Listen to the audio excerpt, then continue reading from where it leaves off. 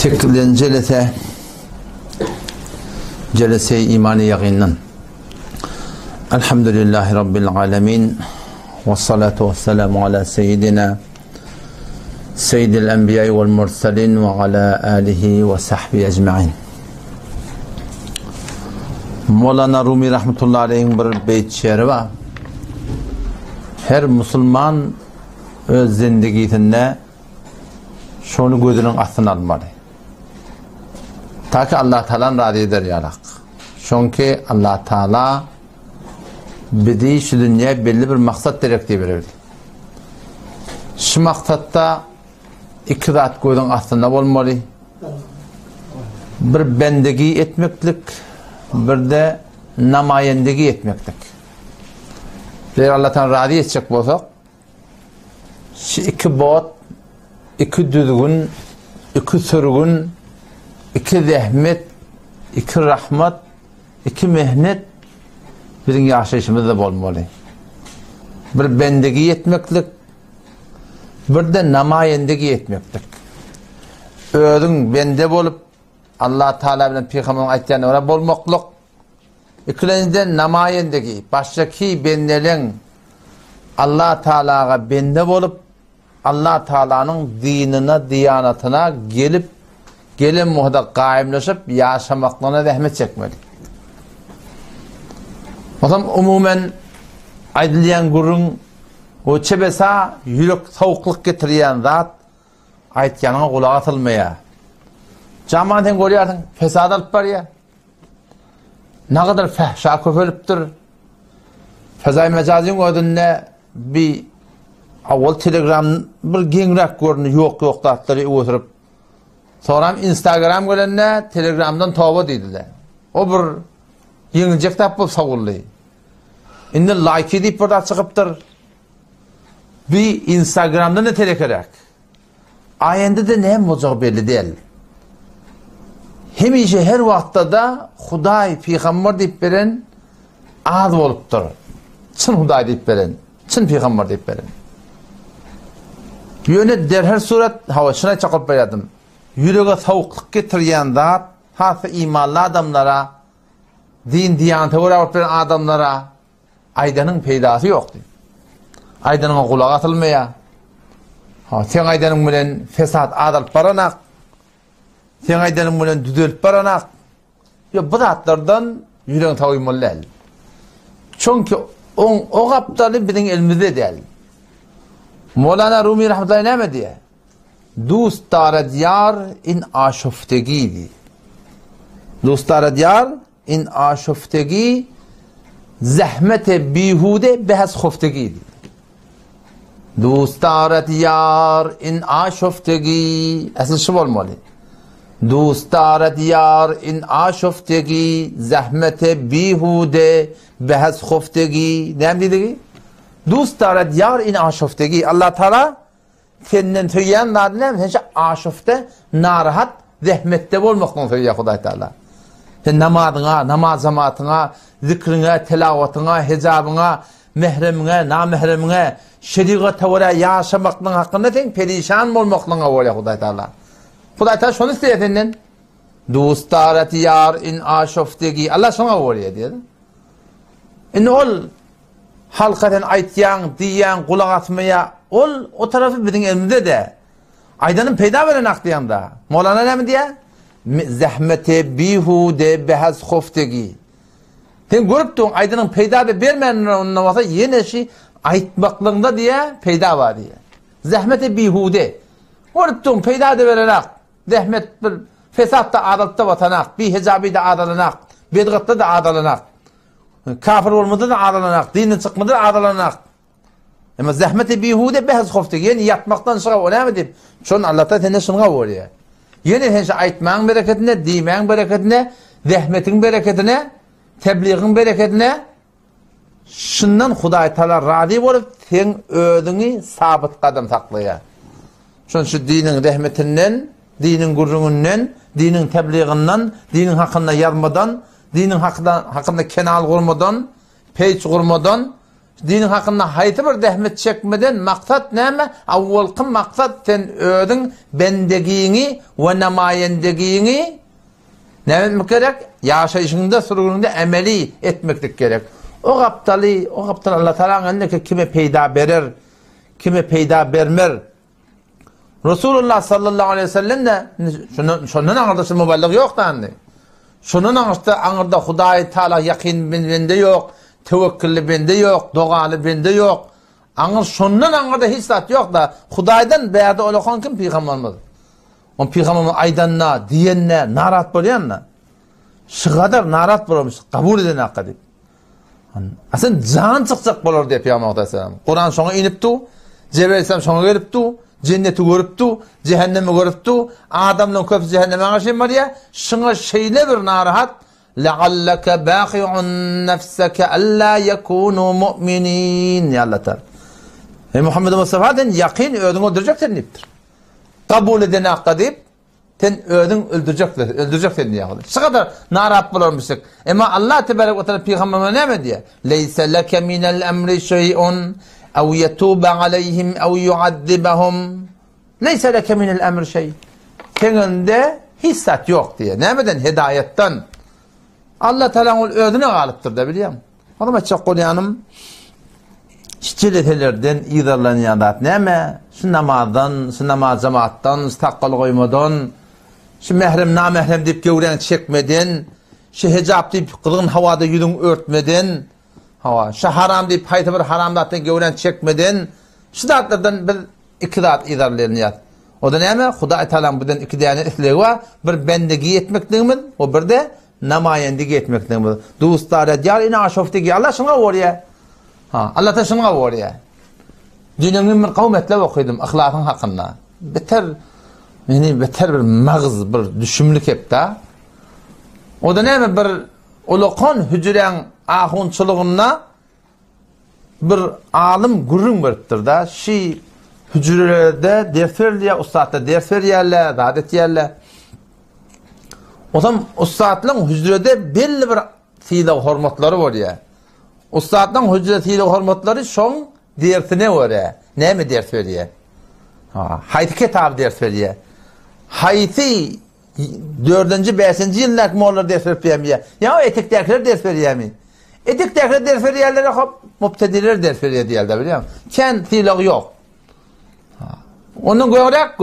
O aňa bas ahum boljak bolup beren adamlar ders berýär beri. Oň tiýligi hormaty beter güýçli bolýar. Medrhede. Omşa adam aydıptır. Eğer bir adam Fıkıh Keydani'nin ders veren deyiptir. Fıkıh Keydani'nin ders veren bir adam. Yani ihlas filmi deyiptir. Allah razı olsun deyip verdi. Niyeti doğru olsa şol doğru hadis, şeyhul hadis. Doğru hadisi ders verenin deyiptir. Şıqa bırak deyiptir da. Şimdi bilemez yani. Anacık bolsun, ihlaslı bolsun. Anacık bolsun, Allah'dan sürüm bolsun. Anacık bolsun, niyet doğru bolsun. Anacık bolsun, maksat ahiret bolsun biliyor musun? Adam şu taýdan dostlar diyar ina aşoftigi Allah Teala bizden şunu gawarýar. Şi bizden hayır helak bolmaklamad, ödün gaýgatmeklik, kıyamatyň gaýgatmeklik, o dünýäň gaýgatmeklik Allah şunu gawarýar. Galan o gapdallary kimin eline? O Allah Teala'nın eline. Nuh aleyhisselam 950 ýyl ýaşapdy bilýär. 950 ýyl ýaşapdy. Näçe nefer iman getirdiler gawy? 81 ila 83 nefer. Hedawetde näçe ýyl bir adam iman getirdi? Näçe ýyl?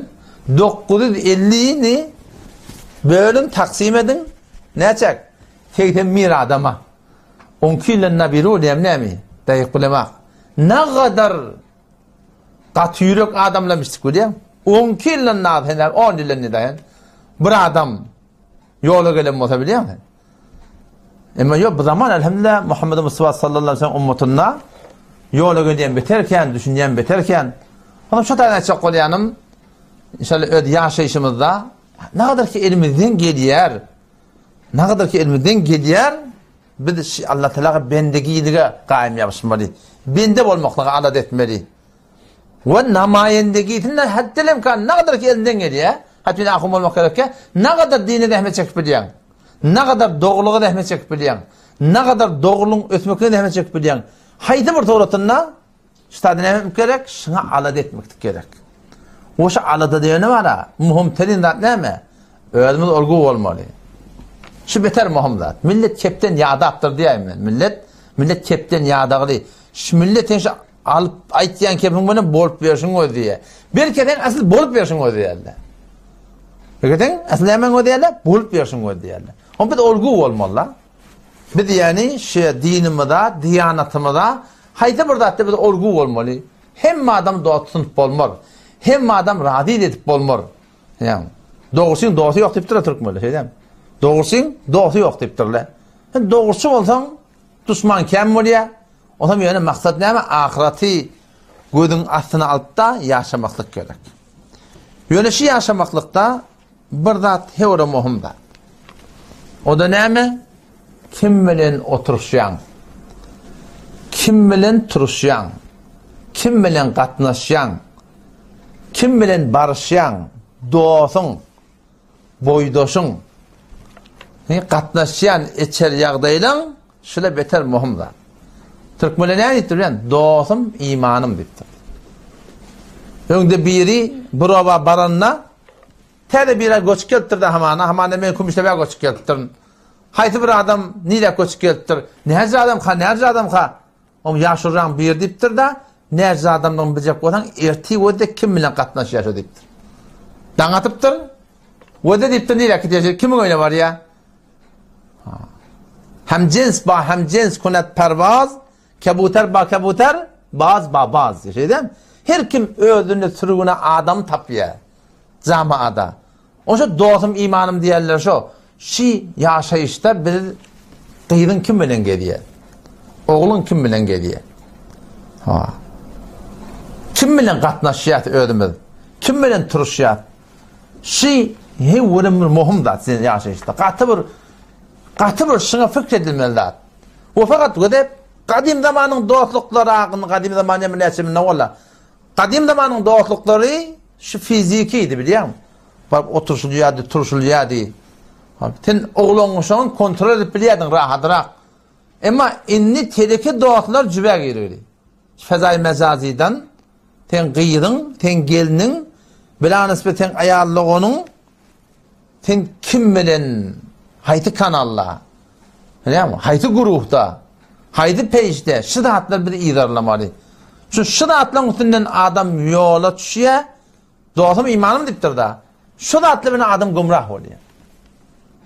Eynihin malakim şu bir adam gidiyor sen kafinden namaza çağırıyor sen namaz cemaate çağırıyor dine çağırıyor sen namazlı oluyorsun değil mi? Eynen şu tuğrotunda da bizim kafimizden, bizim doğaklığımızda bir de sataşayan şu bir namaz olup, bir din olup, fehşagar olup, telekişilik etiyen indi bulup bizi oğlun uşağımı di, o dost yarımı di, ne met ya? Yoldan çıkarıyorlar biliyor musun? Yoldan çıkarıyorlar. O zaman şuna beter haberdar olmak gerek. Hanavadamızda şuna paykatsız olmalı. Yani derine men durmalı. O da oğlunun önünde kuşu vertirsen karar ödün malahim kanar ay gümente bolya yo inni o da doğruca kafirliğin öy bilen kafirliğin celeteler bilen kafirliğin otursup onun dininden çıktır oğlanı keplerine hissat yok enelekem 13 14 15 yaşından sonra dige on taklap olmayan Müslümanlar. Onun için de belki oturuyorsun fiziki doğatlığımızda da mecazi doğatlığımızda da fiziki oturuşmaklığımızda da mecazi oturuşmak lazım. Ha şu ceme gireceğim, oturuşacağım sonra böyle mi? Şolardan ne mi gerek? Hevren katı haberdar olmak gerek yani.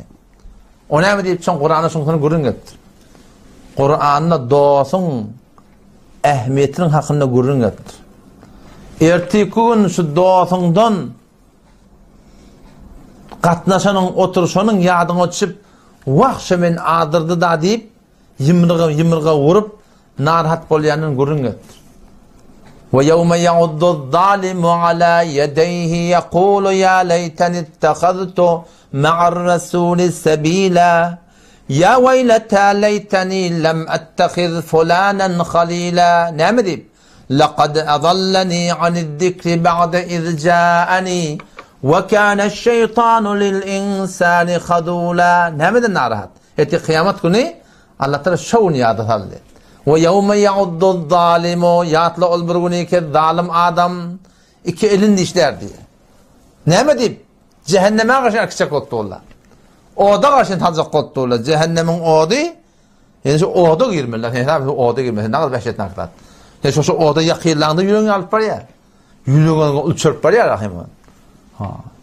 Ne kadar hatar şoluğun bileyim.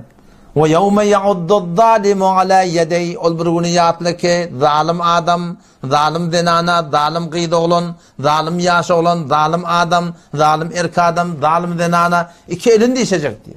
Ne mi deyip? وَيَوْمَ يَعُدُّ الظَّالِمُ عَلَى يَدَيْهِ يَقُولُ يَا لَيْتَنِ اتَّخَذْتُ مَعَ الرَّسُولِ السَّب۪يلَ Ey kaşke men peygamberin yolunu tutan olsam da diye etsin. Ne? Peygambere ihtiyaçlardı şu an. Ya leyteni ittehaztu ma'allahi sebile diyeyim heptir. Allah'ın yolunu tutan olsam. Yok be diyeyim heptir şu an. وَيَوْمَ يَعُدُّ الظَّالِمُ عَلَى يَدَيْهِ يَقُولُ يَا لَيْتَنِ اتَّخَذْتُ ma'ar rasuli sebila ey kaşke peygamberin yolunu tutan olsam da diyor. Peygamber var yürüyüm olsam da. Ne peygamber deyiptir? Çünkü peygamber aydıptır da men ummetim 73 öylek olacak. Şun 72'de hak değil, cenneti değil, cehennemi yıkıcı bırtçı cemaat şu cenneti. Kim? Men bilen yaranımın yolu deyiptir. Şu sünnete gayim olmakluk. Ne sünnette ne var? Neftine ters durmak var. Sünnete öyle olacak odan. Cema'a ters durmak var. İyile ters durmak var. Halka ters durmak var. Sünnete öyle olacak odan. Sen namazın bilen milletin işi yok. Sen hicab diyenin bilen milletin işi yok. Sen sakkal diyenin bilen milletin işi yok. Sen sadaka diyenin bilen milletin işi yok. Sen hayır diyenin bilen milletin işi yok. Hasan işi var. Sen şu namazını, sen şu hicabını, sen şu sakkalını, sen şu celetini, sen şu namazını Peygamberin sünnetine öyle edecek bodan tomoşa başladı. Şunu kurun tapı diye. Resulullah sallallahu aleyhi ve sellem sünnetinde Allah Teala'nın radiylığı var. Öz hahişatına ters gitmek var. Şu dost adamda adı ne metiye? Yolda salya yoldan çıkar ya. Kur'an'da şunu kurun bacak oturdu. Ve yevme ya'uddu zalimu ala yedey yatlı olburunu ki zalim adam ikilin dişecekler. Vah içi yanacak ha. Vah şeyden vatanda. Ya leyteni ey kaş ey efsus ittehad ya veyleti ya veyleta ve yevme ya'uddu zalimu ala yedeyhi yekulu ya leyteni ittehadtu ey kaş kemen ma'ar rasuli sebila Peygamberin yoluna giden vatanda Peygamber bilen bile emra Peygamberin sünnetine mutabık yaşayan vatanda şu Peygamber'e öyle olmadığından narahat olacak. Toğram nimet yadına düşecek. Doğusu yadına düşecek diye adamın. Boydaşı yadına düşecek. Oturuşyanı yadına düşecek. Ne mi diyeyim? Ya veyleta ey efsus. Yadına düşecek. Dünyası yadına düşecek. Leyteni ey kaşke lem ettehiz fulanen halile palanin doğa tutunmadık bolsam da palanin boyda tutunmadık bolsam da palanin katnaşmadık bolsam da palanin evine oturuşmadık bolsam da palan gruha koşulmadık bolsam da ne ettim eğer? Ne ettim eğer? لَقَدْ أَضَلَّنِي عَنِ الذِّكْرِ بَعْدَ اِذْ جَاءَنِي Beni hidayetten, Kur'an'dan, şeriata öyle olmaktan gumrah etti diye. Kim gumrah etti diye? Şu doğasım gumrah etti. يَقُولُ يَا لَيْتَنِ اتَّخَذْتُ مَعَ الرَّسُولِ السَّب۪يلَ Ya veyleta ey efsus, leyteni ey kaşke lem ettehiz tutunmadık vatamda fulanen halile falanin dost. Ne etti? لَقَدْ اَضَلَّنِي عَنِ الذِّكْرِ بَعْدَ اِذْ جَاءَنِي Beni diye Kur'an'ın gumrah etti diye. Dinin gumrah etti diye. Şeriatın gumrah etti diye. Kim şu dost gumrah etti? وَكَانَ şeytan öyle insani خَدُولَ İnsan, şeytan insanı beter bir gumrah konunda. İnsanın şeytanları, vıcının şeytanları adam ne etti biliyor musun? Adam gumrah etti diye. Oğlum şu taydan bana çından yani çından bir de gerekli ki biz öz oğlanışımız, ayallığımız, hatta denanamız, hatta denanan sen şu aş fezai mecaziden ne kadar ha gumrah olanlar var, ne kadar ha yoldan çıkarlar var, ne kadar ha tereke, nabab adamlara şupurum, evet effete paktamın hükümlerin ellen verirler var bile ansmet. Ne mi deyip şu tereke doğatlar? Denanalara bilen ağakayım. Denanalar bilmiyor biz erkeklerin yapalım onu. Bila nispet erkeklerin ne yapalım? Canavarların helali bilmeyenler. Heliyle şu atamana yakanas giye, dar koynak giye, zulvur giye. O zaman sana diyeceğim bana. Şimdi darın dilim ülke etmeyedir ha. Heliyle bilmeyenler. O da şuna hoş. Şu onu acaptat geyip durdun falan. Hele şoňa hoş habar yok. Ol erkeklerin nemegiňde gelip berildigini. Allah bilen kasam ayallyk ollama etýän. Bela nisbet hemmet beýler ki Allah bilen kasam haýty bir erkegi ki bir denana fezai mezaziden bolsun, fezai hakikiden bolsun. Doğru gafiňdan gelin etjek men seni aljak diýip gelmede %100 näme edina? Şehvetinin edina.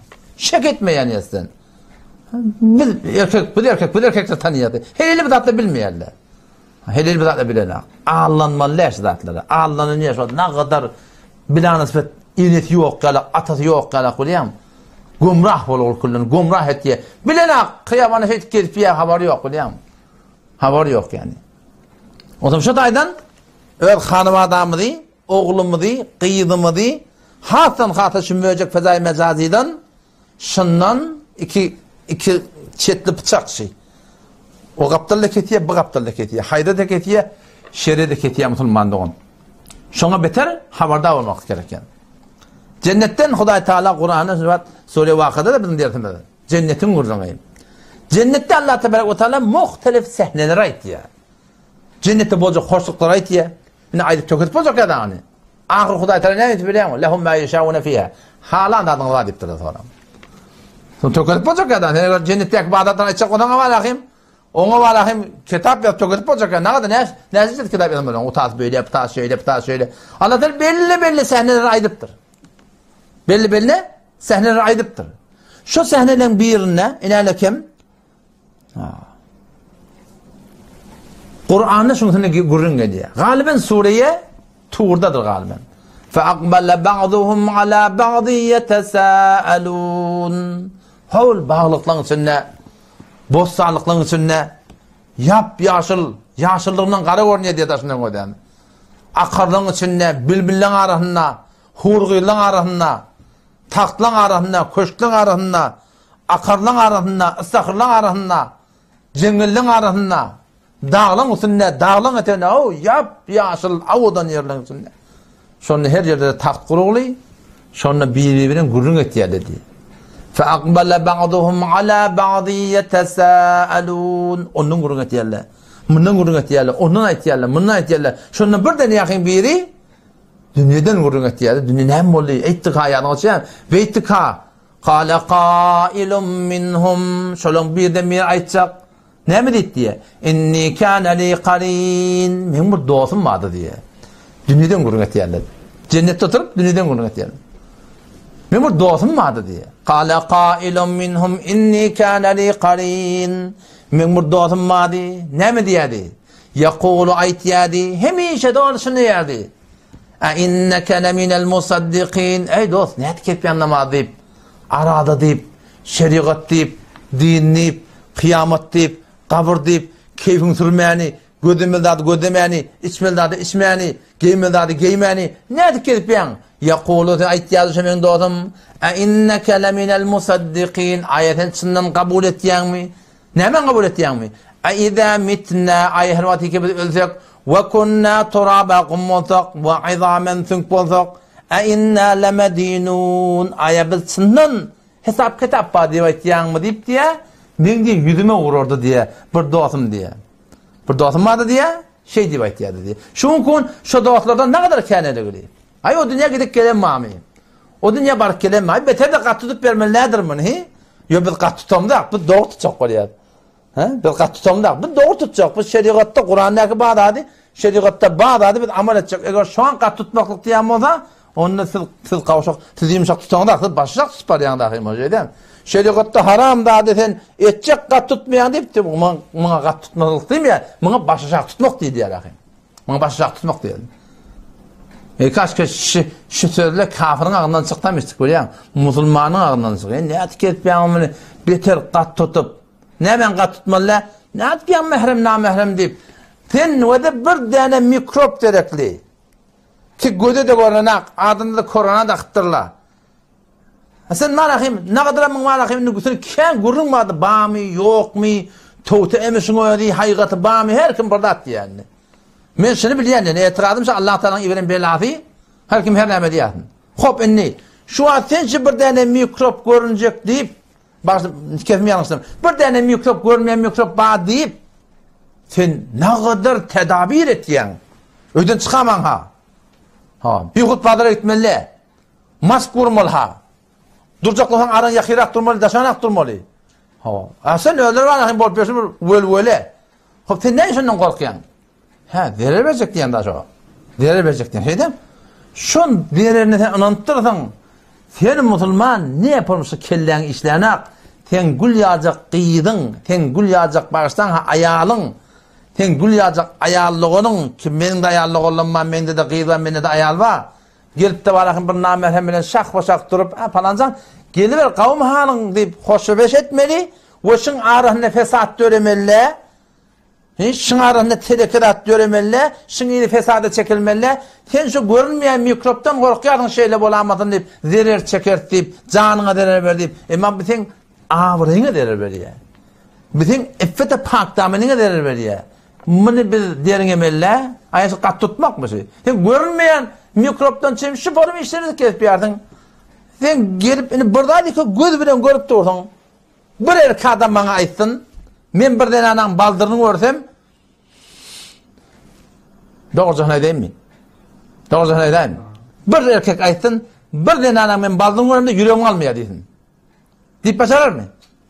Ne formülüye sen erkek ki, birden anam baldırını görsem de yüreğine şehvet geliyen olsa, sen kıydığına izade veriyorsun, darın diyelim, koynak giydin, yürüyüp böyle basalları, Huday takkatın beylek şeylek, övünden beylek şeylek, yel olsa beylek, yolun onunla olsa şeylek, baldırın koyak edip oturmalı, ne yaparım? Sen şu görünmeyen mikroptan çıkayım, şu kadar dere ver deyip sen hakim ma. Ama seninle gelip Türkmen men, Musulman men deyip, sen namısın mutlu bilen, başka bir nam erkek adamın şehveti kalmalı, sen şuna namus etmeliler. Şu sen kıydın haraplap durumda, sen oğlun haraplap durumda, sen gelinin haraplap durumda, sen hemsayan haraplap durumda, sen şuna namus etmeliler. Ne namus etmeliler? Dinden maşa, kıyamattan maşa, cennetten maşa, dere veriyen de atmıyor, vermeyen de atmış. Dere veriyen de attı ağan, yani bir kat tutam da ağa. Yüren arasında olsun, şeytan mı şu arok kaptır? Ne men yüren arasında olsun da sen Huday Teala koyuyorsun da adına üç yedip buluyam nemden. Sen ağa şu suğsağında, su içmeyen yerine sen çölük iyi da, sen ne zaman atlatmından bilek. Bir adam gelip çölük yiyip kanıp başarır mı? Bolar mı şey? Sen buna ben ağzığında sen ağa su içte gittin. Bolar mı şey? Baba Huday Teala seni şehvet deyip burada koyup durur. Şun tenha yolu, rızkı halali, öğlenmeklik, şu yoldan başla seninle yol aslan, sen tarafa sen başarmayarsın, başla burada değil.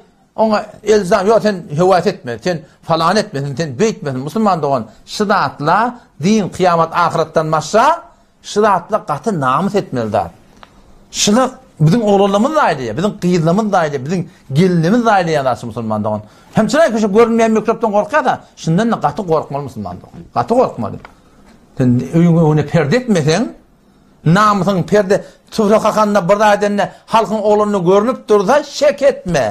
Keten kıydın hem sayan oğlun fesat edecek ya, ve eğer hem sayan kıydı olsa, girine çıkan sen oğlun görünüp dursa, kâde şeyde gözde adam, bollu da adam, sen oğlunu settesi fesat edecek ya, çekeyeme çekmeyeyim. Settesi fesat edecek ya. Gelin mi olsun, kıydı olsun, satılan mı olsun, dul olsun, o da Müslüman da oğlum öyle, şıdatla bizi Gorimadan çilim ediptirler. Nemeyen gorimadan sen adını, avrayını, canını, malını gorimadan çilim ediptirler. Görmeyen mikroptan sen şoparım haberdar olayan değil mi? La görüp duran mikrop bahar öyle kem. Hem sayan oğlanı. Hem sayan oğlanı. Doğruca sen kıydın ödep, sen gelinin ödep. Sen ayarlığının ödep, men ayarlığını fark etmeyen. Sizin ayetiyen yak olmayın.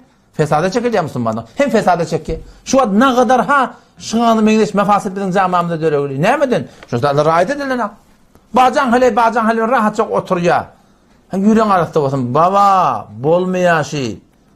Doğurda şey. Dost gumrahiye çekiyen de diyen şey. Bolmaya şey. Hem ayarlı oğlu dengde dost. Heminin avudallığı dengde. Heminin gülüşü dengde. Her gayının malakayım, hoş melayılımı dengde. Gevun ihtiyarı baba, şuna namus etmeli dağıt şey. Fesada çekke. Ne kadar şu an denanıla var, bela nispeti hazırlayın. Ne kadar denanıla haber geliyor.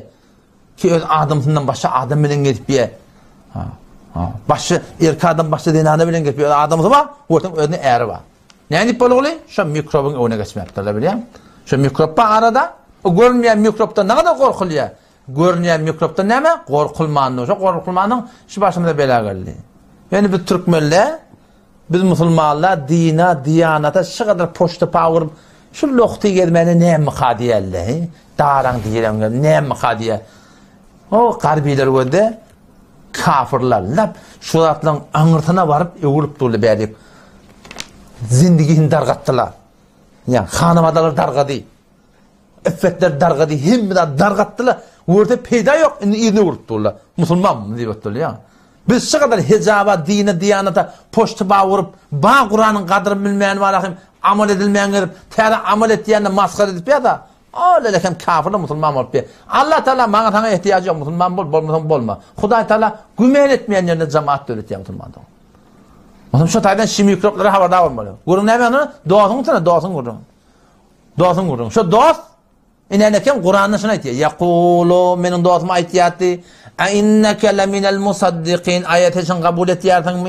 اَاِذَا مِتْنَا ayet her vakti biz ölsek وَكُنَّا تُرَابًا قُمُّزَقْ وَعِظَامًا ثُنْقُزَقْ اَاِنَّا لَمَد۪ينُونَ ayet biz yamaçlardan seza ceza soğap güne cennet cehennem diye ne yapmamı? قَالَ هَلْ أَنْتُمْ مُتَّلِعُونَ cennetiyle cennetini günü diyor. Haberiniz var mı sondan? Niye de karşı o? Allah da cennette bir kudret verdi cennetilere.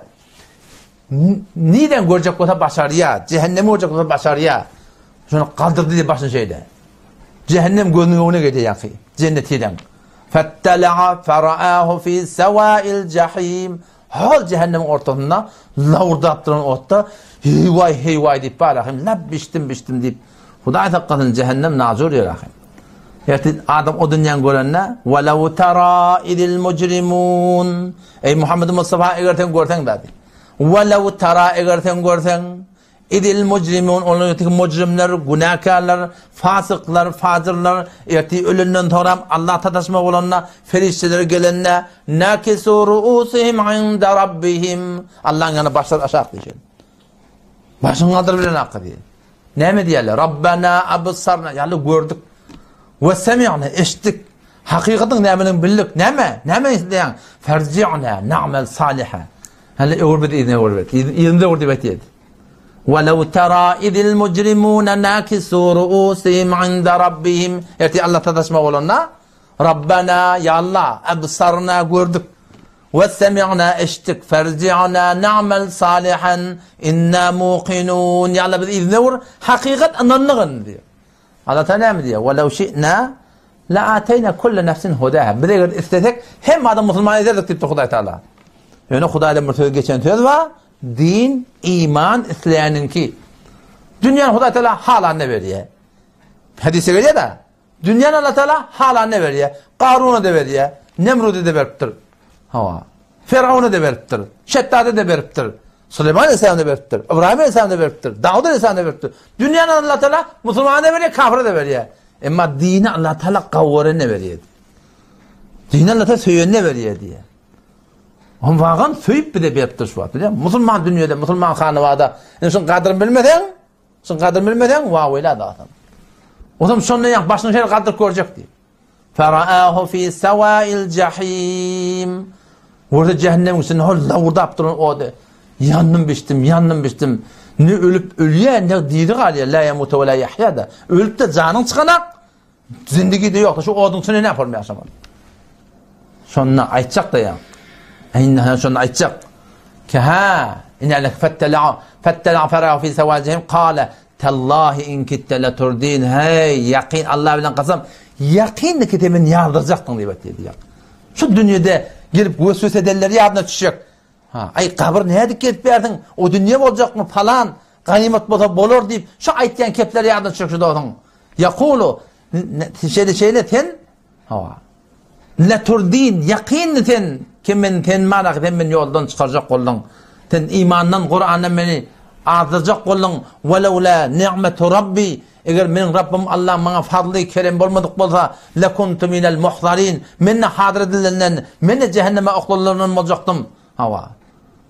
Şonu o da görüp soram ödyanın hevay cennette öde evlap dilmek yok oy hemişegi yaşam efema nahnu bimeyyitin içinden ölmek yok o diye aytyalar diye efema nahnu bimeyyitin evlap ölmellami in hiya illa mevtetena al-ula şu dünyada bir öldük in ölmellam wağının ölmek yok o şey öyle şu onu bilmeyen haçını ölmeller oy hava inne hada lehuvel fawzul azim Allah uluqan peydozu diye şu dünyadan haçan gidecek malde ebedi cennete önünde ebedi cehenneme önünde Müslümanlar teyade Hudaý Taala eger bir dine varamasak sen şu dünyada hoşbaht edecek dipdir.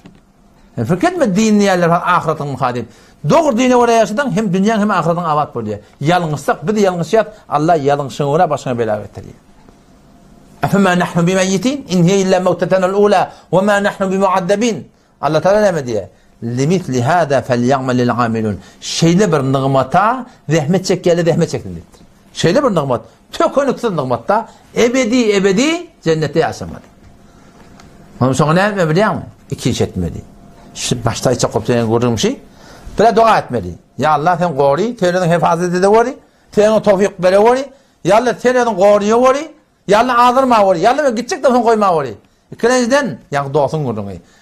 Kavu doğsuna gelmeli. Kavu hanavadan katlaşmalı. Şu muhim da doğsum imanım. Doğsun karga da imtin ne yapıptır? Yetelektiği bayda annemi. Türkmenle başarılı olarak diyelim. Yoldaşın kalkkalı o da iyi mitin? Ha o da şu iğne akşam oluyor da. Doğsun yıl uçulsa bir yana erter, doğsun bay uçulsa haraba erter diye. Doğsun ne mi olsa? Yıl uçulsa. Doğsun yıl uçulsa? Yıl uçulsa. Bilbilay ya. Ha bilbil. Yıl uçulsa bir yana erter diye. Doğsun yıl uçulsa bir yana erter, doğsun bay uçulsa haraba erter diye. Bu da bir nakılla biliyor musun? Türkmenler avuda ne kadarsın düdüptürle biliyor musun? Kadim Türkmen dilinde. O zaman şu taydan o da bir de diyanatımızda ödümüzü oğlunu şuna şu ne dehmet çekiyorsun? Hanıvalarına ne dehmet çekiyorsun? Enin atağına şöyle bilen bilece hem şu dünyada hoşbakt hem o dünyada hoşbakt yaşayacak olan hem işi cennette bile olacak olsak şuna ikrar etmeli. Dua etmeli. Birbirinin hakkında da öz hakkında da ve qawa adamla bilen katnaşmalı. Qaw hanıvalarla bilen, qaw doğutla bilen, qaw peşle bilen, qaw guruhla bilen, qaw cemaatla bilen oturmalı, taşın bereketini yapmayacak bu demek. Hem dünya hem ahireten abattır. İlahikum Allah Teala btada ve ashabul yemin deste rasile diptir. Ve ashabul yemin ma ashabul yemin deste rasiler hoşa bahalı deste rasiler. Deste rasiler ne oluyor? Name-i amali sağılının verildi. Name-i amali sağılının verildi. Ola ne mi? Cennetinin alametidir. فَأَمَّا مَنْ اُوْتِيَ كِتَابَهُ بِيَمِينِ Adamdan hemen dirilttirdi. Meydan-ı mehşere varlıyor. Gördün atışıp adamda turacak. Bir de şöyle biri. Yer Allah Teala kullen asmanda dargadıptır ki kullen. يَوْمَ تَبَدُّلُ الْاَرْضُ غَيْرَ الْاَرْضِ Yer başka yer. Atman başka atman. Yer kullen sabediptir diye Hudaý Taala. Mağrıptan maşrıktan bir yumurta koysan sen de gözün ketin görecek diye. Yer noğra yağlak, kümüş yağlak ağaracak diye. Meydan-ı mehşersi Suriye olacak diye. Şam'a da Şam. Meydan-ı mehşer şutatı olacak diye. Hem adamda üçlük şutada muhtelif merahilleri olacak. Bir merhalede asman yarılacak diye adam. Asmanın kapıları. Tufettahu lehum ebvâbu sem. Asmanın kapıları şöyle yarılıp ve tenezzelul melâiketu. Defeden ferişleri ilmeyen duracak diye. Ferişlerin elinde ne var diye? Name-i amal var diye. Her ki çeken rahmetlen name-i amal var diye. Her kimin tağın lemmerse cennetinin alameti. Soğlan lemmerse cehenneminin alameti. فَأَمَّا مَنْ اُوْتِيَ كِتَابَهُ بِيَمِينِهِ Emma ol erkek, o zinani ki o name-i amali tağın lemmerse diye. Getici ferişte gelecek, methenki, tamam verilecek de şöyle gödecek, inelekem yadığıl diye, cenneti oldun deyip diye. Şunu görüp bir azda çuğ olacak adamdan o. Kıyık olacak adam. Ve yakul hayd diye kıyılacak diye. Kur'an şunu tesviri çektir ya. Türkmenle hayd etmeyem ne Türkmenle. Kur'an'da şöyle hepsi gelip fe yakul hayd. Alın diye ayttığı. Yerin diye ayttığı. Görün diye ayttığı Türkmen dille. Fe yakul hayd. Ne oldu? Umuqra'u kitabi. Alın mı name-i amel okuyun. Ne ama? Ne demek ben cenneti oldum. İnni zanentu enni mulaqin hisabiye. Men yaqinim var hesap kitap barana dep aytadi. Daqin şu yaqin men yaşadım. O dünyanın umidi bilen yaşadım. Allah Teala ne diye? Fehuve fi ayşetir radiye. Hemişeki radilikten ne gide olacak. Niye de? Fi cennetin aliye. Ulukon büyük mertebeli cennetlerde. Kutufuha daniye. Meyveler yakınca olacak. Meyveler yakın olacak. Sırmaş bıçakmak gerek ki. Allah Teala elan olacak. Kulu ve şebu haniye. Barın, in, için. Hoş olun. Ne mi gerekli? Bima asleftum fil eyyamil haliye. Ha dünyada çeken rahmetlerine beraber diyor.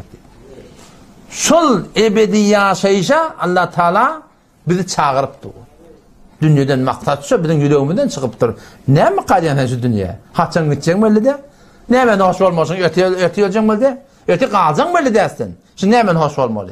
Eğer o dünya umidi olmasa. Allah Teala şunu etti. Neyse ayet tercüme edip vereyim.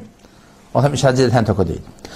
وَأَصْحَابُ الْيَمِينِ مَا أَصْحَابُ الْيَمِينِ فِي سِدْرٍ مَخْضُودٍ. Daraxtı konar olacak. Tikensiz diye. Daraxtı konar diye birden bağ var. Belusistan'da var. Karda şu duruşu tiken. Duruşu tiken yani. Teorinin marpı olarak yani. Ama o tarafta cennette daraxtı sidr olacak. Mahdud. Tikenler olan yolnuğlu.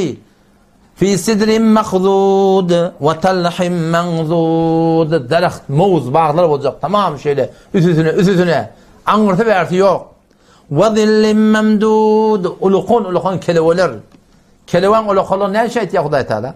Çünkü keleve de bir nığmat. Zaten elen derya gidende, hayta bir cengele gidende, öyle bir ot da. Zor şu, yani günün aylanışına uğrayken de keleve aylanma var. Yani buraya da oturup var ona.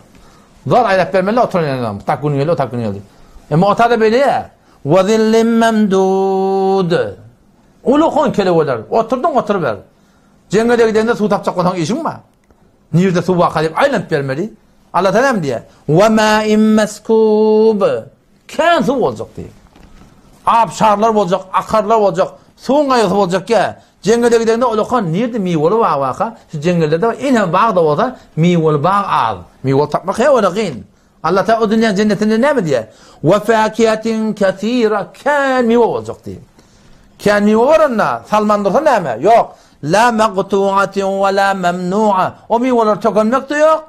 Memnuniyet, ma girme vallahi o bağdaki de. Ha, tak gelme o bizimkidir. O cegurunda yok. La maqtu'atin ve la memnu'a. Ondan sonra teoriyar var diye teoriyar. Ve furuşin merfu'a. Avudan denanılar. Avudan düşükler. Her yerde yalıp koyupturlar. Kimin elinden tutup gitsen gidiyorum. Tutanın henki diye ağırız ha. Tutanın henki diye yani. Nikah edip dur Huday Teala. Nikah edecek öyle. Tutanın henki ağa. Haydın tutan gidivermeli la. Bu tada ot bu sen gözlemeli, on falan etmeli, bu tada gurunken. O tada yok, o tada tutanın henki. Evinden gelen henki de bismillah yarıyor. Yok değil. Derya kenara gidecek otanda. Hava. Bağlan sonra çıkacak da otanda. Asakla girecek de otanda. Hava. Niye gidecek otan gidivermeli la. Köşke girecek de otanda. Allah da teyarlak kıldı. Ve furuşin merfu'a. Bir ne yaparım ka? Tengodan avur kimin ayarlığın diyen gurun yok. Avur kimin yaşadın? Ön kademinden razıydın mı? Yok. İnna anşa'nâhunne inşa'a. Allah biz yarattık onu diye. Bütün avdan yarattık diye.